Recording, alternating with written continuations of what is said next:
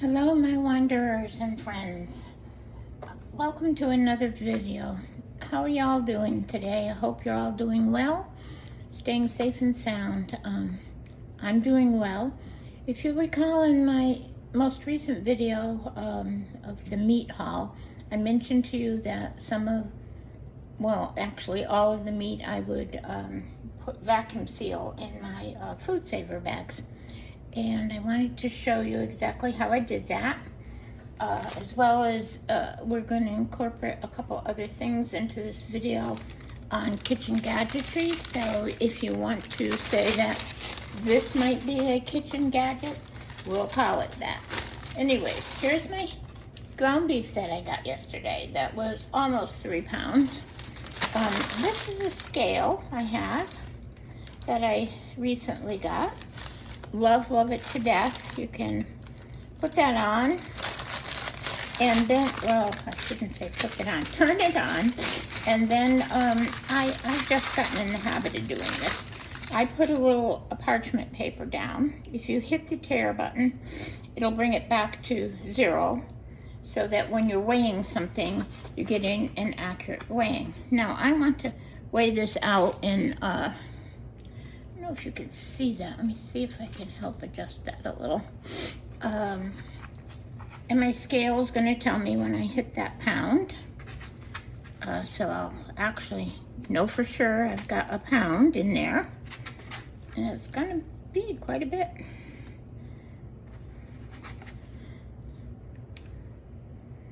Not quite. Pretty close. There we go. Scale is reading. I'm not sure if you're gonna see that or not, but it is reading 1 pound. Then what I will do is this is not something you have to do. This is something that I've just gotten in the habit of doing. I have already my food saver turned on. I actually have food saver bag, which comes as a bag already, or you can buy a large roll and cut it to size. I've done it both ways. This is basically what I have in the house right now. So I would take my beef as it is in the package. I don't have to be too fancy with it here. And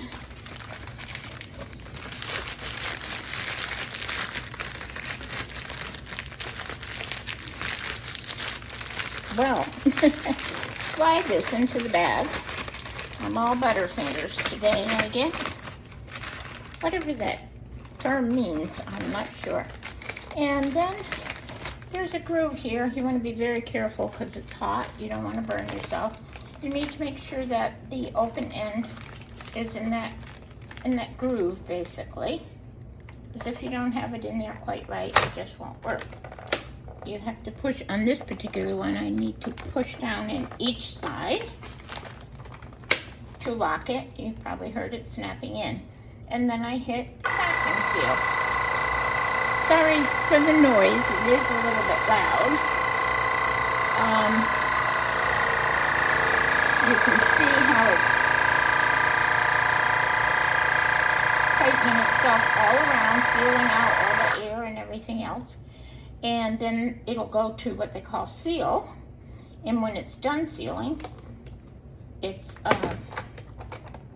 there you are. You have a seal across here. This is all tight around here.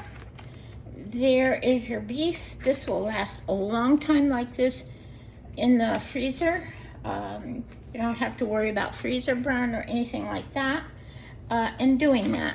And I'm going to do up the rest of it like that, and I will be getting back to you because I'm going to show you what we're going to do. I'm going to hold out what's left over after I do the 2nd pound, and I'm going to make something in the slow cooker or crock pot, however you want to name it, as well as show you, I'm so excited, a new kitchen gadget that I'm going to use when we do that. Okay, I'll be back. Good morning, all my friends and wanderers. I'm back with a new kitchen gadget, similar to one I've shown you before. This one does slicing rather than spiralizing. And seeing as how today I was going to be making something in the slow cooker crock pot, I thought I would use this and show you how it works and what it has available on it. Now, this comes with 4 different types of blades, some brushware and stuff to clean in here. Actually, it even came with a nice little potato peeler, carrot peeler, whatever you want to use that for, which I have done with the potatoes. So today, what I'm cooking, those are actually very sharp. Be very careful. Get my glasses out of the way here in case I need them. What this is this latches on to the top. It comes off, and see that? A little bit of, that's how sharp it is. Just cut my finger, so be careful. See, this comes off. There's a little groove over here to use to put this on with so that it stays on there. And it grips pretty good to the tabletop or the kitchen top. And I'm going to attempt to do this again without cutting myself. That wasn't a good demo, was it? I don't want you all cutting your fingers to pieces, but anyways, here is, I'm going to use this to chop them a little bit large to put in the crock pot. I don't want them tiny, tiny. I had already done a few. It's really simple. Boom, in it goes. Let's try a bigger one. This is my first time, by the way, using this. So far, I am very excited with it. And again, that's all there is to it.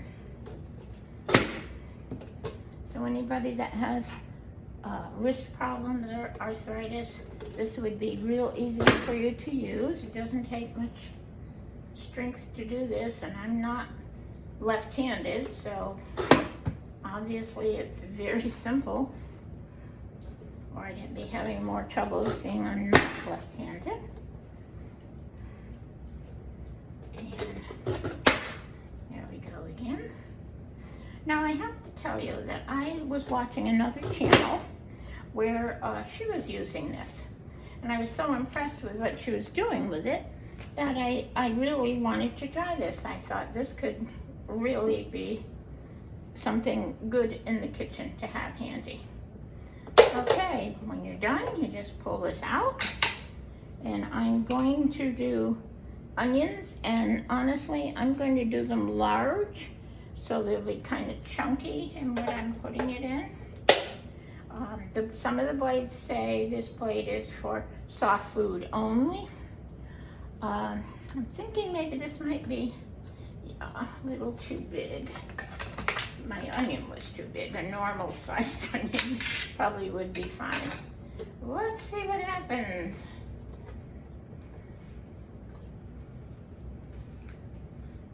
Let's see here. There we go. No problems whatsoever. No wonder it cut my finger, right? It certainly is sharp enough to do this all up.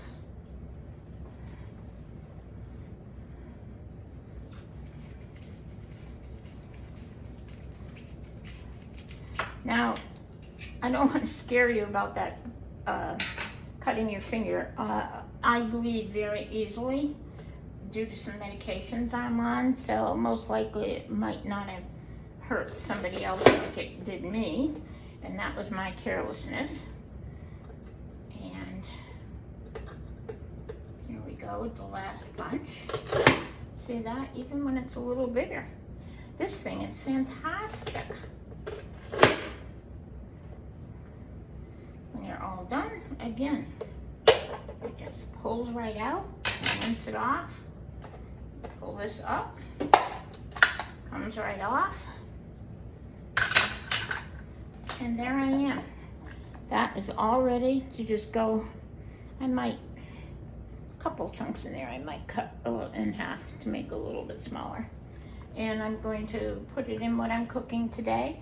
When I get that all set up and cooking in the crock pot, slow cooker, as I said, I'm going to come back and show you how it all came out. And I'm sorry, I may end up doing this over again. Okay, thank you for being here to see this. I'm glad that you were able to join me today. I look forward to doing these for you, and I'm thankful for the people that come and watch, and please come back again. If you enjoyed the video, give it a thumbs up, and maybe you'll subscribe. Thanks. Bye-bye.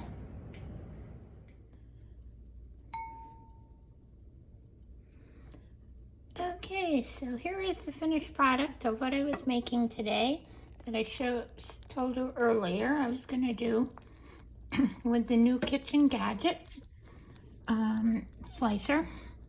This, hopefully it's going to show up well enough, is actually a stew I made to stretch the hamburger. I'm going to put some here in the dish.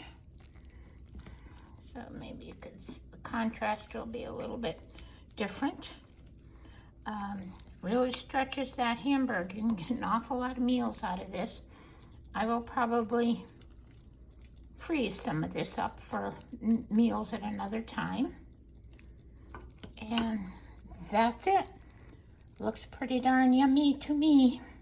And again, I say thank you for joining us for this video, and I hope you've enjoyed it. And if you have any questions, please leave them in the comments. I realized afterwards I forgot to tell you the make of the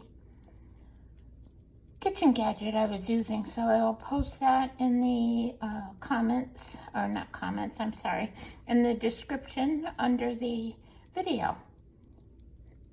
Stay safe, stay well, and until the next video, see you then.